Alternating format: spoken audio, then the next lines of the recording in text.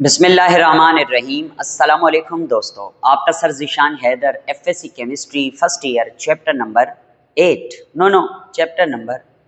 Chapter number 9 और आज हम डिस्कस करेंगे लेक्चर नंबर 5 जिसका नाम है कॉमन आइन अफेक्ट। आज का ये हमारा टॉपिक लॉन्ग क्वेश्चन के लिए इंतहाई अहम भी है और आसान भी है। और याद रहे आपको मेरी ये बात कि इसमें से शॉर्ट क्वेश्चन भी पूछा जाता है। बहुत आसान आर्टिकल है, बच्चों को ज़रा मुश्किल लगता है, मगर जिसको पिछले चैप्टर में पढ़ाया गया ली चैट्रियल प्रिंसिपल आता है उसको ये टॉपिक भी आता है। आइए इस टॉपिक को स्टडी करते हैं। इस टॉपिक को पढ़ते हैं तो सबसे पहले ना हेडिंग देखते हैं कि क्या लगाई है हमने हेडिंग लगाई है कॉमन आइन अफेक्ट। ठीक है, अब कॉमन आइन होता क्या है, कॉमन आइन अफेक्ट कहते किसे हैं, ये मैंने आपके सामने कॉमन आइन अफेक्ट की डेफिनेशन लिखी है, मगर ये डेफिनेशन हमें समझ नहीं आएगी। हम एक एग्जाम्पल कोट करेंगे, उसकी मदद से फिर हम इस डेफिनेशन को अवेल करेंगे तो ये डेफिनेशन हमें समझ आ जाएगी। अब देखिएगा, मैं इधर हेडिंग देता हूं, पहले नंबर पर यहां देता हूं हेडिंग प्योरीफिकेशन ऑफ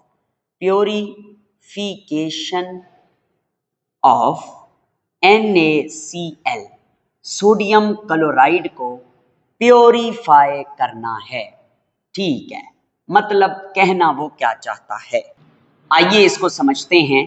हमारे पास एक प्याली रखी हुई है, इस प्याली के अंदर NaCl है, यानी नमक है, आम नमक। इस NaCl में किसी तरीके से कोई और साल्ट फर्ज करो चला गया, कोई भी साल्ट चला गया, कोई और चीज, कोई और केमिकल जो है वो इसके अंदर चला गया, केमिकल। ठीक है, तो ये केमिकल वाला जो साल्ट है, नमक है, इम्प्योर हो गया है। अगर घर में कभी ऐसा हो ना कि कोई बच्चा नमक में मिट्टी डाल दे या कोई और हमारे नमक में मिर्चें गिर जाएं या चीनी गिर जाए, तो हम क्या कहते हैं कि यार फेंको इसको, दफा करो, ये हम और नमक ले लेंगे। मगर जो केमिस्ट होता है उसका जहन ऐसा होता ही नहीं है, वो चाहता है कि मेरे पास कोई ऐसा रास्ता होना चाहिए जिसकी मदद से मैं इस NaCl को प्योर कर सकूं, इसे प्योरीफाई कर सकूं।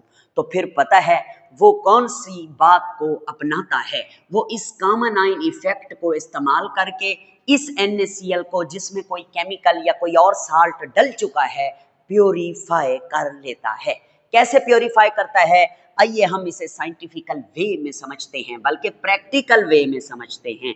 तो प्यारे बेटे, वो सबसे पहले एक बीकर लेता है और इस बीकर के अंदर वो क्या करता है, इस बर्तन में वो पानी ले लेता है, वो वाटर ले लेता है। ठीक है, उसने वाटर ले लिया और इस वाटर के अंदर वो क्या डाल देता है, यही केमिकल वाला NaCl, सोडियम क्लोराइड को वो पानी के अंदर डाल देता है। अब सोडियम क्लोराइड की ये खासियत है कि ये पानी में अच्छा खासा हल हो जाता है, पानी में आयोनाइज होता है और टूट के सोडियम के आयन भी बना देता है और क्लोराइड के आयन भी बना देता है। यहाँ पे हम सॉलिड लिख देते हैं, इधर हम AQ यानी पानी में घुल गया, इधर हम एक्वस यानी पानी में घुल गया, ये लिख देते हैं। ये रिवर्सिबल रिएक्शन है और थोड़ी देर के बाद ये इक्विलिब्रियम पर भी आ जाता है। तो ठीक हो गया। अब वो जो इसमें केमिकल डला था ना, जिसने इस NaCl को इम्प्योर कर दिया था, वो केमिकल भी पानी में क्या हो गया है, डिसॉल्व हो गया है, जो भी केमिकल है। ठीक हो गया। अब होगा क्या, NaCl जो आपने डाला वो तो पानी में डिसॉल्व हो गया और फिर जो केमिकल उसमें मौजूद था वो भी पानी में डिसॉल्व हो गया। अब क्या करना है, आखिर कैसे ये NaCl प्योर हो जाएगा, मैं तरीका बताता हूं आपको। आपने क्या करना होता है कि इस बीकर को साइड से एक पाइप लगाएंगे और इस पाइप के जरिए इस बीकर या बर्तन के अंदर हम HCl गैस को रवाना कर देंगे, HCl गैस अंदर आ जाएगा। अच्छा, अब देखना, जब HCl गैस जो है वो इस सॉल्यूशन में, ऊपर वाले सॉल्यूशन में जो ऑलरेडी इक्विलिब्रियम पर पड़ा हुआ है उसमें डाली जाएगी, तो ये जो HCl है ये अपने आप को फुल्ली आयोनाइज कर देगा, ये भी हाइड्रोजन आयन बना देगा और क्लोराइड आयन भी बना देगा। अगर आपसे कोई पूछे ना कि NaCl और HCl में से कौन ज्यादा अपने आप को आयोनाइज करता है, तो आप कहना जो NaCl है ये HCl के मुकाबले में एक वीक इलेक्ट्रोलाइट है, ये कमजोर इलेक्ट्रोलाइट है। और HCl NaCl के मुकाबले में एक स्ट्रॉन्ग इलेक्ट्रोलाइट है। ओके हो गया। अब हुआ क्या है कि पहले जो है एक सॉल्यूशन था जो कि वीक इलेक्ट्रोलाइट का था, फिर हमने उसके मुकाबले में HCl जो कि ज्यादा आयोनाइज होने की ख्वाहिश रखता है उसको रवाना कर दिया, उसको डाल दिया, तो HCl जो है वो अपने आयंस में टूटेगा। अब हुआ क्या है कि ये जो HCl जो टूटा है तो इसने क्लोराइड आयन जनरेट किया, हाइड्रोजन आयन भी जनरेट किए। अब जरा देखें कि ये क्लोराइड आयन ऊपर भी हैं और नीचे भी हैं, ये दोनों आयन कॉमन नहीं है जी, बिल्कुल कॉमन आयन है, यानी सेम तरह के आयन्स हैं। तो अब ये जब सेम तरह के आयन्स आएंगे ना इस बीकर में, इस सॉल्यूशन में, तो ऊपर वाले रिएक्शन का इक्विलिब्रियम जो है वो बिगड़ जाएगा। अब जब ऊपर वाले रिएक्शन का इक्विलिब्रियम बिगड़ेगा, ऊपर वाले रिएक्शन का इक्विलिब्रियम कैसे बिगड़ गया?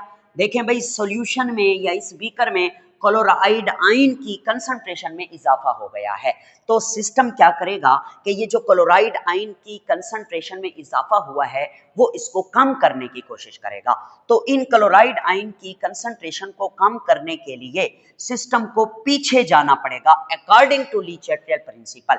अब यहाँ पे तो दो रिएक्शन है, HCl का भी है NaCl का भी है, इन दोनों में से कोई एक जो है वो पीछे को जाएगा, तो ऊपर वाला जो रिएक्शन है वो पीछे को जाना शुरू कर देगा, यानी Na पॉजिटिव और Cl नेगेटिव, ये नए आने वाले भी और पुराने भी आपस में मिल मिल के NaCl सॉलिड बनाते जाएंगे और ये NaCl सॉलिड जो है वो नीचे बैठना शुरू कर देगा, इसकी PPT यानी प्रेसिपिटेट सॉलिड हालत में नीचे बैठना शुरू कर देगा, यानी अनडिसॉल्व होना शुरू कर देगा, यानी अनआयोनाइज होना शुरू कर देगा, पीछे को आना शुरू कर देगा। इसको बोलते हैं सुप्रेशन।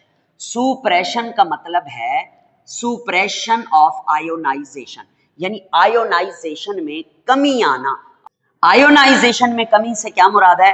यानी NaCl पहले आयोनाइज हुआ था, अब ये दोबारा अनआयोनाइज, यानी ये चीजें आपस में मिल मिल के पीछे को आ रही हैं, इसे कहते हैं सुप्रेशन हो रही है, इसकी आयोनाइजेशन कम हो रही है, ये रीआयोनाइज होकर क्रिस्टल बन के PPT बन के नीचे बैठता जाएगा, बैठता जाएगा, बैठता जाएगा, मैक्सिमम NaCl इस तरीके से नीचे बैठ जाएगा और जो आपका वो केमिकल है वो ऊपर पानी में ही डिसॉल्व रहेगा।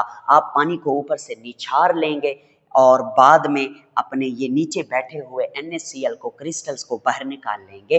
अब ये जो आपको NaCl क्रिस्टल मिले हैं ये प्योर फॉर्म में मिले हैं, इसको बोलते हैं कॉमन आयन इफेक्ट। सर जी हमें तो समझ ही नहीं आया, डेफिनेशन पढ़ोगे ना फुली समझ आ जाएगा। देखें वो कहता है the suppression of ionisation of weak electrolyte, weak electrolyte की आयोनाइजेशन में कमी आना, आयोनाइजेशन को घटाना, कम करना, सुप्रेस करना, दबा देना, by adding common ion from outside is called common ion effect. इस एग्जाम्पल में NaCl वीक इलेक्ट्रोलाइट था, वो पानी में गया, डिसॉल्व हुआ जितना वो हो सकता था, और फिर जो है आपने बाहर से स्ट्रॉन्ग इलेक्ट्रोलाइट डाला तो उस स्ट्रॉन्ग इलेक्ट्रोलाइट ने कॉमन आयन पैदा किया। यानी कॉमन आयन से क्या मुराद है?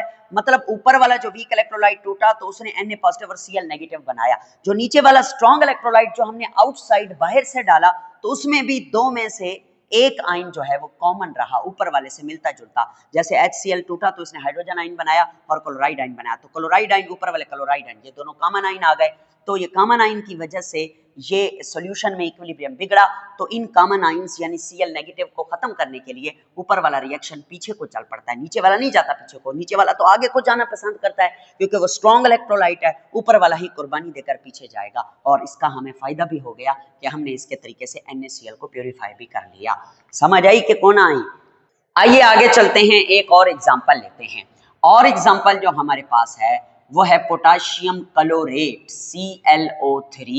इसे पोटाशियम क्लोरेट कहते हैं, शायद मैंने पिछले किसी लेक्चर में इसे पोटाशियम परक्लोरेट कहा हो ना, इसे पोटाशियम क्लोरेट कहते हैं।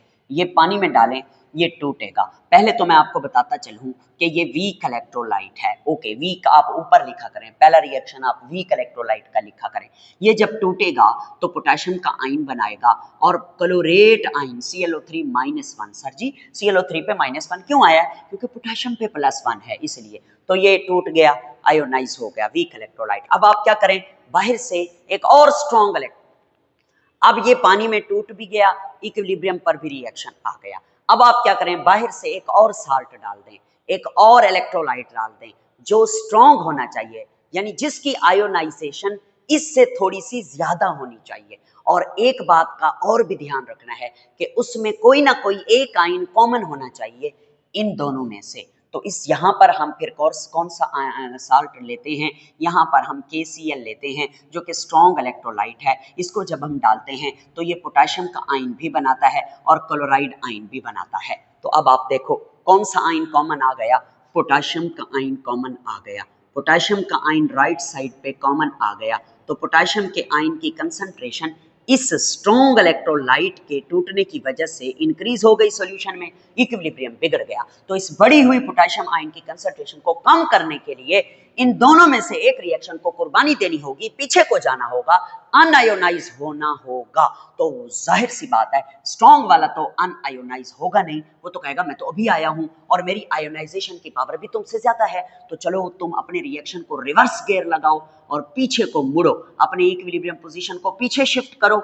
ये इससे मिलकर, ये इससे मिलकर, ये और ये आपस में मिलकर पीछे को जाएंगे और KClO3 PPT बन के, प्रेसिपिटेट बन के सॉल्यूशन में नीचे बैठना शुरू कर देगा। और ये काम उस वक्त तक चलता रहेगा जब तक नया इक्विलिब्रियम दोबारा इस्टेब्लिश नहीं हो जाता, क्योंकि नीचे बहुत सारे पोटेशियम आयन आ गए हैं। इन बहुत सारे पोटेशियम आयन को ठिकाने तो लगाना है ना आखिर, इसलिए पीछे को, रिवर्स को जाना, suppression of weak electrolyte, suppression of ionisation of weak electrolyte. इस वीक इलेक्ट्रोलाइट की ये जो आयोनाइजेशन है इसका पीछे जाना कहलाता है सुप्रेशन। नेक्स्ट एग्जांपल ये है कि आप ले लें H2S, ठीक है, हाइड्रोजन सल्फाइड, और इसको पानी में डाल दें। ये एक वीक इलेक्ट्रोलाइट है, ठीक हो गया। ये टूटेगा, हाइड्रोजन के 2 आयन बनाएगा क्योंकि यहाँ 2 लिखा हुआ है, और सल्फर का एक आयन जिसके ऊपर -2 का चार्ज है, इसको कहा जाता है सल्फाइड आयन। क्या कहा जाता है? Sulphide ion. ओके,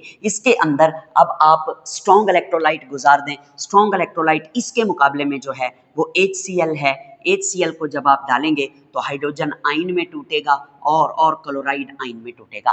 देखो कौन सा आयन कॉमन है, यहाँ पर हाइड्रोजन आयन जो है वो कॉमन आ गया। तो इस हाइड्रोजन आयन को घटाने के लिए जो राइट साइड पे बड़ा है, ऊपर वाला रिएक्शन रिवर्स पे जाएगा, पीछे जाएगा, अपनी आयोनाइजेशन को कम करेगा और H2S बनना शुरू हो जाएगी। Is that clear? Yes sir.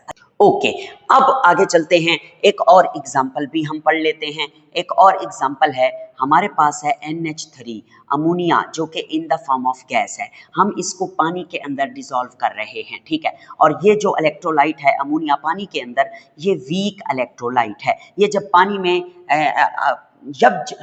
जब हम इसको पानी में डालेंगे तो ये पानी के साथ रिएक्ट करेगा और बनाएगा NH4 पॉजिटिव और OH नेगेटिव, ठीक हो गया। अमोनियम आयन और हाइड्रो ऑक्साइड आयन, पानी के साथ इसका रिएक्शन हो जाएगा। ओके, अब आगे चलते हैं। अब हम इसमें, अच्छा इसे यूं भी, अब हम आगे चलते हैं और इसे नेक्स्ट समझते हैं। अब आप इसमें कोई स्ट्रॉन्ग इलेक्ट्रोलाइट डाल दें, हैविंग कॉमन आयन NH4Cl डाल देते हैं, अमोनियम क्लोराइड बोलते हैं इसको। ये स्ट्रॉन्ग इलेक्ट्रोलाइट है और ये जब पानी में जाता है तो ये टूटता है अपने आयन्स में। अमोनियम का आयन जो है वो भी बनता है और क्लोराइड आयन भी बनता है। तो यहाँ पे कॉमन आयन कौन सा आ गया? अमोनियम का कॉमन आयन आ गया। तो इसको कम करने के लिए ऊपर वाला रिएक्शन पीछे को जाएगा और अमोनिया गैस भी बनेगी और H2O भी बनेगा। अच्छा, बास किताबों में ना ये रिएक्शन इस तरह नहीं होता, हमारी किताब में ऐसे ही है। बास किताबों में ये रिएक्शन इस तरह है, मैं लिख देता हूँ। वो कहता है हमने अमोनियम हाइड्रोक्साइड ले लिया NH4OH, और ये एक वीक बेस है या वीक इलेक्ट्रोलाइट है, इसको पानी में डाल दिया, इसने बना दिया NH4 पॉजिटिव और OH नेगेटिव। फिर हमने इस वीक इलेक्ट्रोलाइट के आयोनाइजेशन को कम करने के लिए बाहर से स्ट्रॉन्ग इलेक्ट्रोलाइट यानी NH4Cl को डाला, तो NH4 पॉजिटिव बना और Cl नेगेटिव बना। अब ये ऊपर वाला रिएक्शन पीछे को गया। तो इस तरह आप लिखें तो भी ठीक है, इस तरह लिखें तो भी ठीक है। फर्क क्या है, उसमें अमोनियम हाइड्रोक्साइड वीक बेस ली है, इधर अमोनिया ली है जो कि ऑलरेडी एक वीक बेस है। अमोनिया एक बेस है, जब वो पानी के साथ रिएक्ट करती है तो वो भी अमोनियम हाइड्रोक्साइड बनाती है, और वो अमोनियम हाइड्रोक्साइड टूट के अमोनियम आयन और हाइड्रोक्साइड आयन में चेंज हो जाता है। बस ये लिखें या वो लिखें, ओके। अब जरा आगे चलते हैं। वो कहता है कि ये जो कॉमन आयन इफेक्ट है ना, इट इज यूज्ड, इसे हम इस्तेमाल करते हैं इन क्वालिटेटिव एनालिसिस। ये क्वालिटेटिव एनालिसिस क्या होती है मैं आपको बताता हूं। क्वालिटेटिव एनालिसिस किसे कहते हैं? क्वालिटेटिव एनालिसिस कहते हैं जैसे कि साल्ट एनालिसिस, साल्ट को एनालाइज करना, यानी आपके पास 2, 3, 4 साल्ट पड़े हुए हैं, आपको कहा जाए बताओ ये कौन सा साल्ट है, ये कौन सा साल्ट है, ये कौन सा साल्ट है, उसे आप क्वालिटी बता रहे हैं ना, कौन कौन सा है, ठीक है। तो इसे बोलते हैं क्वालिटेटिव एनालिसिस या साल्ट एनालिसिस। तो कॉमन आयन इफेक्ट जो है वो क्वालिटेटिव एनालिसिस में भी इस्तेमाल होता है। और इसके अलावा in the preparation of buffer solution, हमारा कल का जो लेक्चर है वो बफर सॉल्यूशन के ऊपर ही है। बफर को तैयार करने के लिए भी ये कॉमन आयन इफेक्ट इस्तेमाल होता है, ये एमसीक्यू में पूछेगा। और क्वांटिटेटिव नहीं बल्कि क्वालिटेटिव एनालिसिस में ये यूज होता है, ये भी वो आपसे पूछेगा एमसीक्यू वाला। अब हमने इस टॉपिक को तो पढ़ लिया है, मगर इसमें कुछ बातें हैं जो हमने डिस्कस करनी है, इसको थोड़ा सा समझना है। वो कौन सी बातें हैं जिनको हमने डिस्कस करना है? प्यारे बेटे, एक लफ्ज तो याद रखें कि ये जो साल्ट एनालिसिस है ना, ये बेसिकली क्या होती है मैं आपको बताता हूँ। हमारे पास एक साल्ट है, लेट्स सपोज NaCl है, ठीक है। इसमें Na पे पॉजिटिव चार्ज है, Cl पे नेगेटिव चार्ज है। आपको पता है ये Na को बोलते क्या है? Na को बोलते हैं बेसिक रेडिकल। क्या बोलते हैं? बेसिक रेडिकल, आपने 10th में पढ़ा हुआ है। और क्लोराइड आयन को बोलते हैं एसिडिक रेडिकल। क्यों, ऐसा क्यों है मैं बताता हूँ। ये साल्ट बनता कैसे है? जब एसिड और बेस का रिएक्शन होता है ना, तब साल्ट बनता है। मिसाल के तौर पर NaOH एक बेस है और HCl एक एसिड है, आपस में रिएक्ट करेंगे, NaCl और वाटर बनेगा, साल्ट और वाटर न्यूट्रलाइजेशन रिएक्शन है। तो देखें Na पॉजिटिव है, Cl नेगेटिव है। Na कहाँ से आया है? Na बेस से आया है, तो इसलिए Na को बेसिक रेडिकल कहते हैं। और Cl कहाँ से आया है? Cl नेगेटिव कहाँ से आया है? Cl नेगेटिव जो है वो एसिड से आया है, इसलिए इसको एसिडिक रेडिकल कहा जाता है। अब हमारे पास जो साल्ट होते हैं ना, साल्ट, कोई भी साल्ट है, कॉपर सल्फेट है, अमोनियम क्लोराइड है, जितने भी साल्ट होते हैं, इन साल्ट की एनालिसिस करने के लिए हम लैब में जो तरीका इस्तेमाल करते हैं उसे साल्ट एनालिसिस कहते हैं। ये हमने आगे चल के 15वें चैप्टर में आपको पढ़ाना भी है, ठीक है। साल्ट एनालिसिस में क्या होता है मैं आपको बताता हूँ। अब चूंकि साल्ट के अंदर 2 तरह के रेडिकल हैं, एसिडिक रेडिकल और बेसिक रेडिकल, तो एसिडिक रेडिकल की पहचान के लिए हमें और तरह के टेस्ट करने होते हैं और बेसिक रेडिकल की पहचान के लिए हमें और तरह के टेस्ट करने होते हैं। अब इस बेसिक रेडिकल में चूंकि आपको पता है ये मेटल है, मेटल का आयन है। अब मेटल तो बहुत सारी हैं, इसीलिए बेसिक रेडिकल के कुछ ग्रुप्स बनाए गए हैं और इस तरह एसिडिक के भी। और बेसिक रेडिकल के जैसे ग्रुप होते हैं हमने बनाए होते हैं सेकंड ग्रुप बेसिक रेडिकल, यानी कुछ बेसिक रेडिकल इस ग्रुप में फॉल करते हैं। और इसी तरह हमने ग्रुप बनाया हुआ है थर्ड ग्रुप बेसिक रेडिकल। तो ये जो बेसिक रेडिकल के ग्रुप होते हैं इनमें मेटल के कैटाइन ही होते हैं। अच्छा, जब हमें मेटल के कैटाइन का पता चल जाए ना इसका, तो हमें साल्ट का भी आइडिया हो जाता है कि ये कौन सा साल्ट है, ठीक है। समझ रहे हो कि नहीं समझ रहे? जी सर समझ रहे हैं। अब मेरी बात सुनिएगा, ये जो सेकंड ग्रुप बेसिक रेडिकल है ना, इसमें जो जो मेटल्स आती हैं तो काफ़ी सारी, हम 2-3 लिख लेते हैं यहाँ पे। जैसे इसमें होता है कैडमियम +2, ये एक बेसिक रेडिकल है क्योंकि इस पे +2 का चार्ज है, जैसे सोडियम पे प्लस का चार्ज है। इस पीबी लेड +2, ठीक है, और Cu कॉपर +2। तो ये मैंने 3 जो है सेकंड ग्रुप बेसिक रेडिकल के आइंस लिखे हैं। ये अगर आपको ज्यादा समझ ना आए तो 15वें चैप्टर में हम डिटेल से इसको स्टडी करेंगे। सेम इसी तरह से थर्ड ग्रुप में कौन से बेसिक रेडिकल होते हैं? थर्ड ग्रुप में होते हैं एल्फी कर +3 एल्यूमिनियम का आयन, आयरन का आयन, क्रोमियम का आयन। तो ये आयन्स हैं जिन्हें हम थर्ड ग्रुप बेसिक रेडिकल कहते हैं। अच्छा, अब देखो, अब हम देखते हैं कि सेकंड ग्रुप बेसिक रेडिकल की एनालिसिस में हम कॉमन आयन इफेक्ट को कैसे इस्तेमाल करते हैं। किसी भी चीज़ की एनालिसिस के लिए ना हम कोई ना कोई केमिकल का इस्तेमाल करते हैं। तो ये जो दो चीज़ें हैं ना, ये H2S और HCl, इनको बोलते हैं ग्रुप रिएजेंट। ग्रुप रिएजेंट से क्या मुराद है? यानी ये दोनों ऐसे केमिकल हैं जो सेकंड ग्रुप बेसिक रेडिकल के रिएजेंट हैं। मतलब सेकंड ग्रुप बेसिक रेडिकल की एनालिसिस के लिए हम इन दोनों का इस्तेमाल करते हैं। कैसे इस्तेमाल करते हैं वो मैं आपको समझाता हूँ। आप H2S लेकर इसको आयोनाइज करवा देते हैं, थोड़ा बहुत आयोनाइज होकर ये बना देता है। फिर आप इसमें जब HCl यानी स्ट्रॉन्ग इलेक्ट्रोलाइट डालते हैं तो उसके आइंस बनते हैं। फिर ये रिएक्शन ऊपर वाला पीछे को जाता है। जब ये रिएक्शन ऊपर वाला पीछे को जाएगा ना, तो ये दोनों आपस में मिल के पीछे। अब ऐसा हरगिज नहीं होगा कि ये सारा सल्फाइड इसके साथ मिलके पीछे चला जाए और यहाँ कुछ ना बचे ना। ये रिवर्सिबल रिएक्शन है, इक्विलिब्रियम वाला रिएक्शन है, तो यहाँ कुछ ना कुछ बच जाएगा, मगर बहुत कम बचेगा। और वो कुछ ना कुछ क्या बचेगा? वो सल्फाइड आयन बचेगा, मगर ये बहुत कम बचेगा, बहुत कम, मतलब वेरी लो कंसंट्रेशन इसकी बचेगी। बच गई कब बच गई? जब ये दोबारा इक्विलिब्रियम पे आ गया तो ये बहुत थोड़ी मिकदार यहाँ पर बच गई इसकी। अब हम क्या करते हैं कि ये काम जिस भी बर्तन में ये सारा काम हो रहा है, जिस भी बर्तन में, तो उस बर्तन के अंदर H-2 जो है वो मौजूद होगा थोड़ी मिकदार में। अब हम क्या करेंगे कि इसके अंदर हम सेकंड ग्रुप बेसिक रेडिकल में से कोई एक साल्ट जो है वो डाल देंगे। या हम कैडमियम का साल्ट डालेंगे, या लेड का साल्ट, या कॉपर का साल्ट। अब कॉपर का डाला है या लेड का डाला है वो तो हमें पता नहीं है।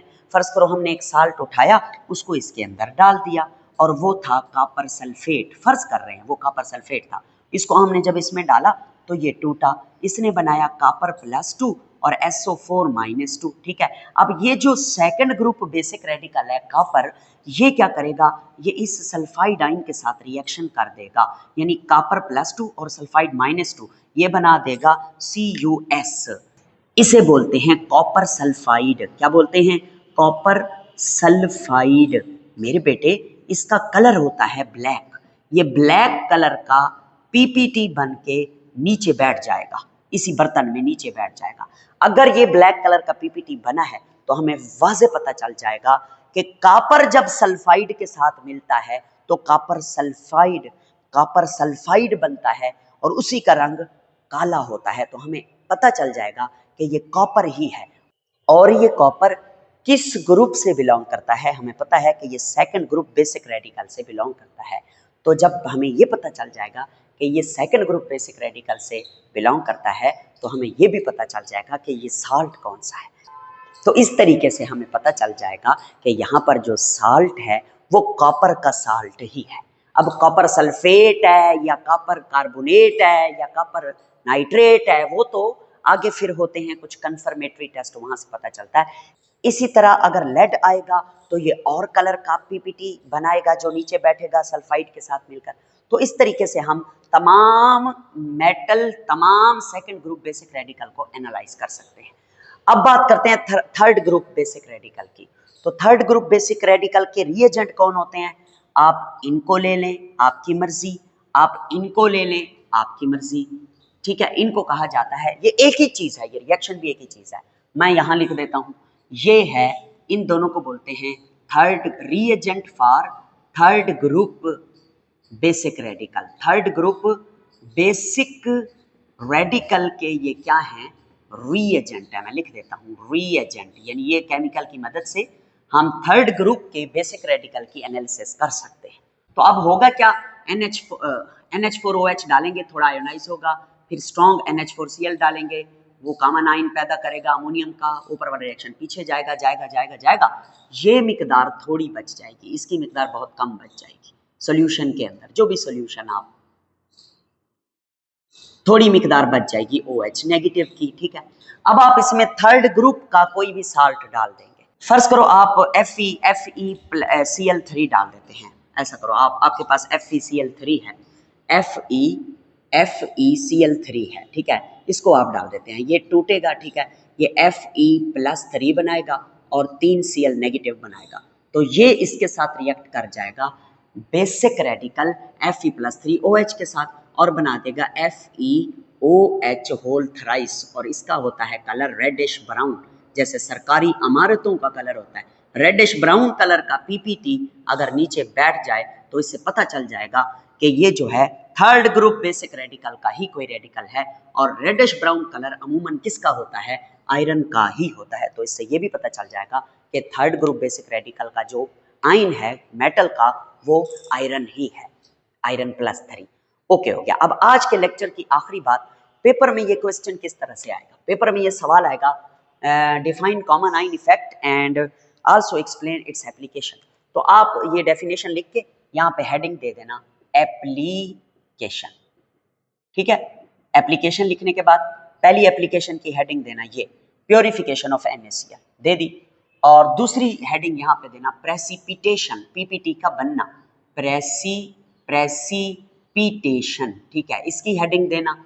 उसके बाद नंबर 3 पे यहाँ पे आप देना साल्ट एनालिसिस, ठीक है, साल्ट एनालिसिस, और अगर आप अलग अलग करना चाहते हैं तो इस जगह आप लिख लेना salt analysis for second group basic radical, और यहाँ पे चौथा नंबर दे देना कि salt analysis for third group basic radical.